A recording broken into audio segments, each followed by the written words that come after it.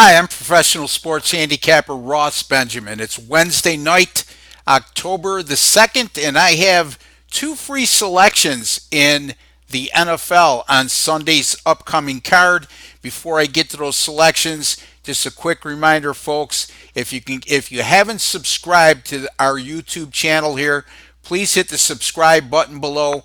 Cost you absolutely nothing. There's no hidden agenda. There's no ulterior motive. You're not going to be harassed with phone calls or whatever the case may be. Absolutely free. It's what keeps these videos alive. Just please hit that subscribe button below. For those of you who have subscribed, I appreciate your loyalty, support, and you viewing these videos. You've been rewarded handsomely as over our last 33 videos on this channel, I've gone 53 and 36 with my free picks, and that's 60% and includes 7 and 4 this year with my NFL free picks on this channel. Let's get right to the two games I'm going to take a look at. Let's start with the game between the Jacksonville Jaguars at the Carolina Panthers.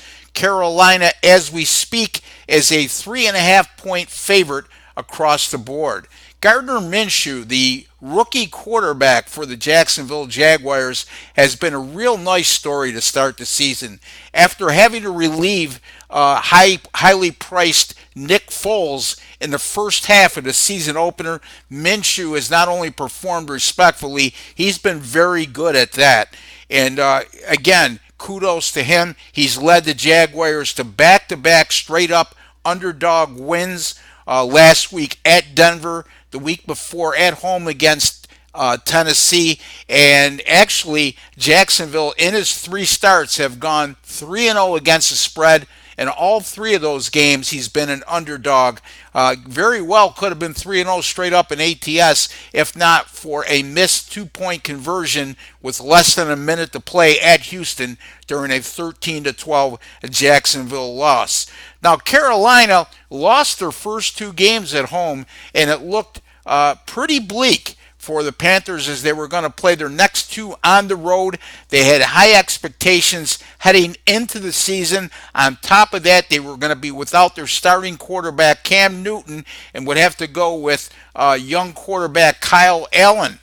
Allen has performed very well, albeit he's got to avoid those fumbles like we saw last week.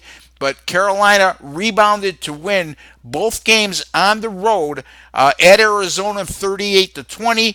And last week, as a 5.5-point underdog at Houston, they came away with a 16-10 straight-up win.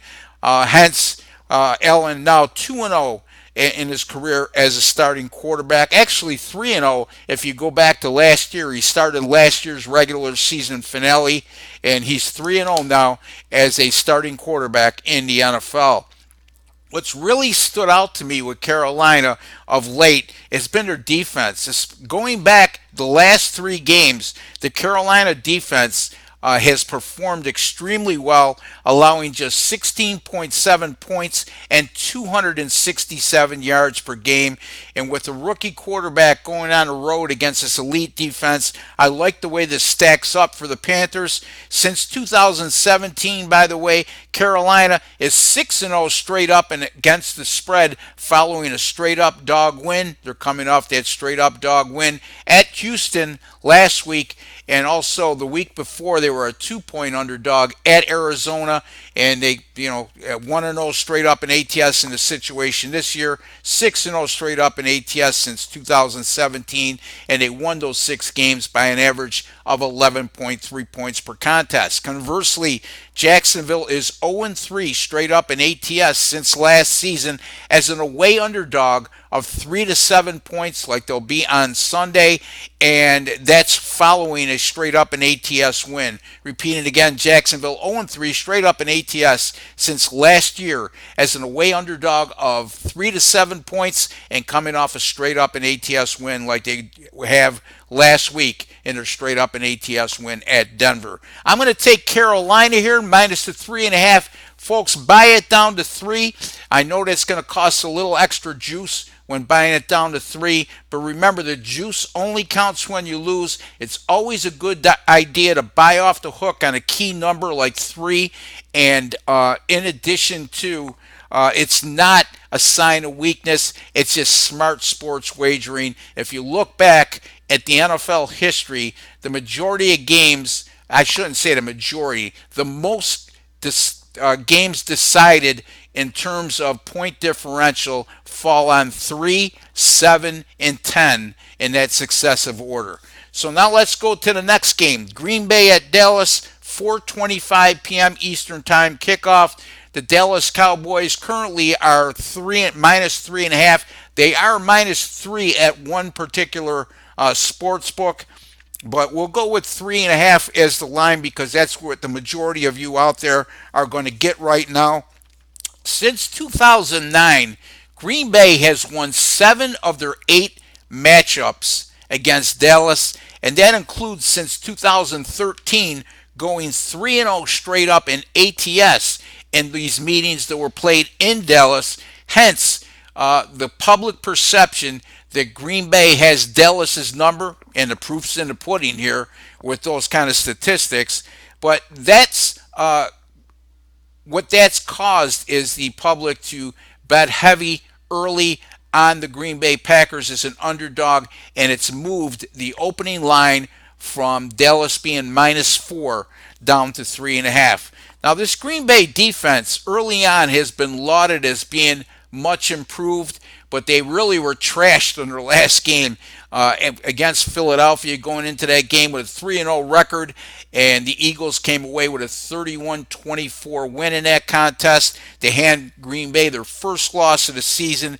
And when you look at the Packers over their last 3 games, they've allowed 523 yards on the ground, and they're also allowing their opponents in that time to average 5.3 yards per rushing attempt. Not very good, especially when you're going to be facing a Dallas Cowboys team on Sunday that's averaging 145 yards on the ground, just a shade under 5 yards a carry, and also they've eclipsed the 200-yard barrier on 2 separate occasions on the ground.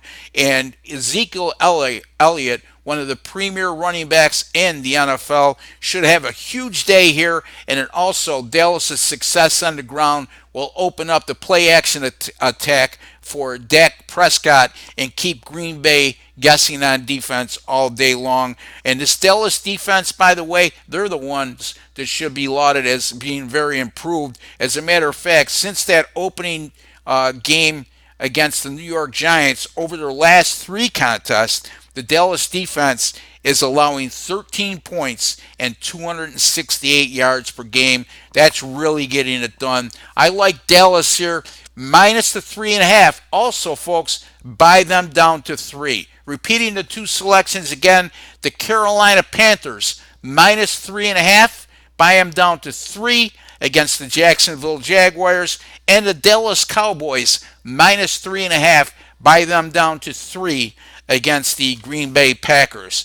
Be sure to visit my website, rbwins.com. There you'll find my paid selections that I release later in the week. Last week in the NFL, 4-1, including a 4-0 sweep on Sunday. Right now, in the NFL for the season, 13-9 on the year. And since 2011, my Major League Baseball postseason picks, as documented by Sports Capping, 79-51. That's 61%, folks, at an average money line price of minus 107.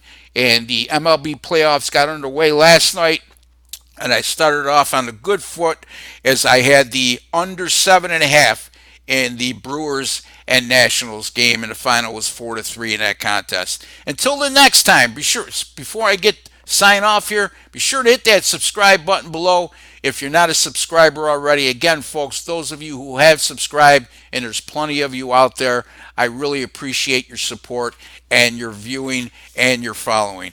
Until the next time, folks, good luck with all your picks.